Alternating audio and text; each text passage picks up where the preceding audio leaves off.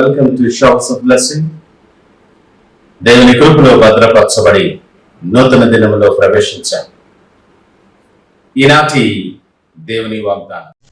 యెహోవా అతని చేయి పట్టుకొని ఉన్నాడు, అతడు నేలను పడినను లేవలేకయుండెడు. Though he may stumble, he will not fall, for the Lord upholds him with his hand. 37వ దావీదు కీర్తన 24వ వచనం. Praise God. ఈ నూతన దినములో దేవుడు మీ కొరకు సిద్ధపరిచిన ప్రతి దీవెన ఆకాశపు వాకిళ్ళు విప్పి మీ మీద కృమ్మరించునుగాక. మరి ఒక నూతన దినాన్ని ఆరంభిస్తున్న నేపథ్యములో ప్రేమ కలిగిన వాగ్దానము ద్వారా దేవుడు మనల్ని దర్శిస్తూ ఉన్నాడు. మన ఆత్మీయ జీవితములో రక్షణ పొందిన వారమైనప్పటికీ, దేవుని అంగీకరించి ప్రార్థన వాక్యము క్షుణ్ణంగా తెలిసిన వారమైనప్పటికీ, ఆయన కృపలో సన్నిధిలో నిలుచుని నడుస్తున్న వారమైనప్పటికీ, అనేకసార్లు సాతాను మన మీద దాడి చేస్తాడు. బయట నుండి లోపల నుండి కూడా దాడి చేసే ప్రయత్నం చేస్తాడు. ఈ ప్రక్రియలో చాలాసార్లు మనము తూలి తొట్టిల్లి పడిపోతాం. ఈ నేపథ్యంలో అనేకమైన చిన్న చిన్న విషయాలలో కాంప్రమైజ్ అయిపోతూ, చిన్న చిన్న తప్పులు మరలా చేస్తూ వాటికి అలవాటు పడిపోతూ ఉంటాం. నువ్వు తూలి పడిపోయినప్పుడు, నీ ప్రయాణములో నువ్వు బలహీనపడినప్పుడు, దీన్ని ఆసరాగా తీసుకొని అపవాదిని నింకను కృంగతీస్తాడు. నిన్ను అవహేళన చేస్తాడు.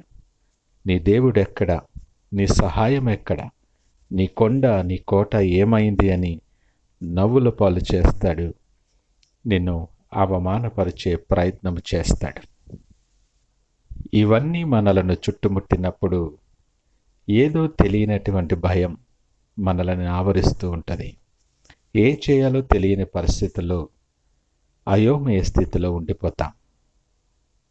దావీదు కూడా ఇలాంటి అనుభవాల్లో నడిచినప్పుడు దేవుని హస్తం ఆయనను ఆదుకునే అనుభవాలు ఆయన జీవితంలో అనేకమైనవి ఉన్నాయి. ఆయన ఎంతైనా నమ్మదగిన దేవుడు. లేఖనం అంటుంది కదా, ఆపత్కాలములో ఆయన నమ్ముకొనదగిన సహాయకుడు అతడు. తండ్రికి మనము బలహీనులమని తెలుసు. అయితే ఆయన సన్నిధి నిత్యము మనతో ఉన్నదని మనమే మర్చిపోతూ ఉంటాం.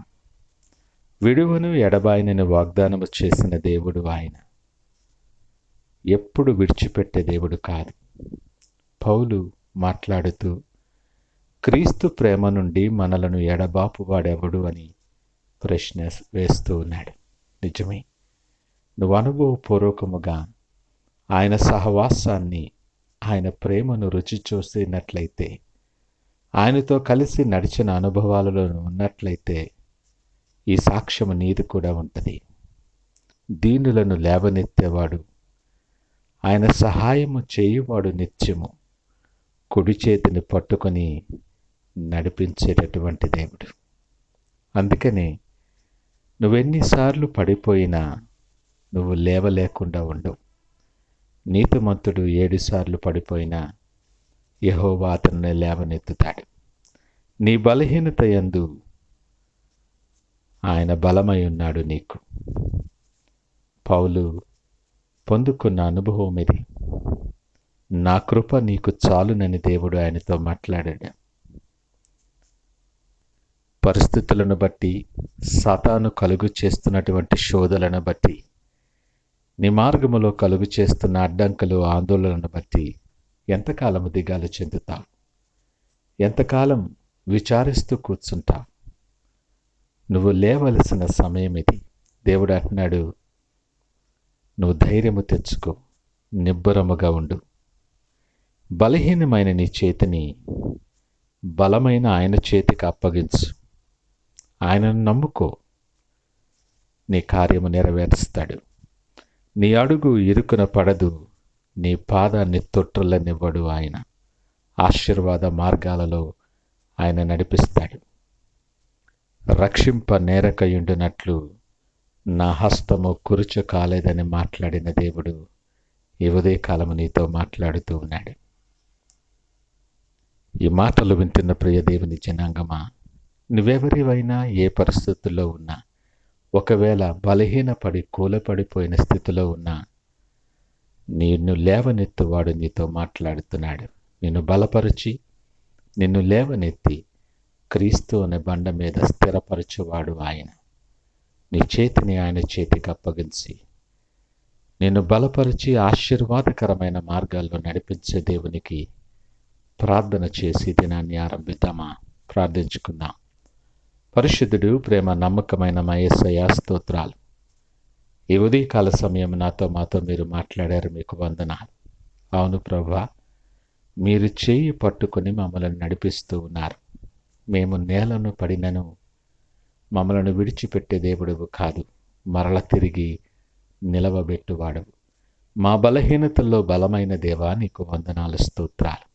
ఈ ఉదయకాలం నీ తట్టు మేము చూస్తూ, ఇదిగో బలహీనపడిన స్థితిలో మా చేతిని బలమైన నీ చేతికి అప్పగిస్తూ ఉన్నా.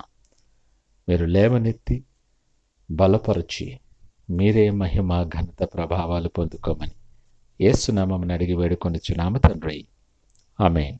God bless you.